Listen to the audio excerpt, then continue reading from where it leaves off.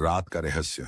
ठंड की सुनसान रात थी कि बच्चों के लिए डरावनी कहानियों का हिस्सा बन चुकी थी था रवीश, एक स्थानीय पत्रकार, इस रहस्यमयी हवेली खुद उसे भीतर बुला रही हो। अंदर जाते ही उसके कदमों की आवाज गूंज उठी। दीवारों पर धूल जमी हुई थी। कदम पर उसे किसी अनजानी शक्ति का एहसास हो रहा था। वह ध्यान से सुना तो वह एक फुसफुसाहट जैसी आवाज सुन सका, जैसे कोई उसे पुकार। चित्र था, लेकिन इस बार चित्र में महिला की आंखें मानो जीवित हो गई थीं। रवीश ने दर्पण की ओर बढ़ते हुए देखा कि दर्पण के पीछे एक और दरवाजा था। उसने दरवाजा खोला और देखा कि इसके पीछे एक गुप्त तहखाना था। तहखाना पूरी तरह से अंधेरे में था, लेकिन रवीश ने अपने हौसले को बनाए रखा और नीचे उतरने लगा। तहखाने के भीतर का माहौल और भी भयावह था। दीवारों पर खून के धब्बे और पुरानी वस्तुओं का ढेर था।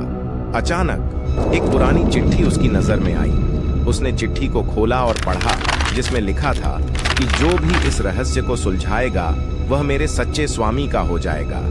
लेकिन सावधान रहो, सच्चाई जानने की कीमत बहुत भारी हो सकती है। रवीश ने चिट्ठी को पढ़ते ही महसूस किया कि हवेली में कुछ और भी छिपा हुआ है। तभी अचानक एक ठंडी हवा की लहर ने उसे झकझोर दिया। वह मुड़ा और देखा कि एक साया उसकी ओर बढ़ रहा है। वह साया धीरे धीरे आकार ले रहा था और एक अदृश्य शक्ति की तरह उसे खींच रहा था। रवीश ने खुद को संयमित रखते हुए एक तेज कदमों से बाहर की ओर बढ़ना शुरू किया। वह हवेली के मुख्य दरवाजे की ओर बढ़ा, लेकिन दरवाजा खुद ब खुद बंद हो गया था। उसने दरवाजा खोलने की कोशिश की, लेकिन वह नहीं खुला। उसकी सांसें थम गईं और दिल तेजी से धड़कने लगा।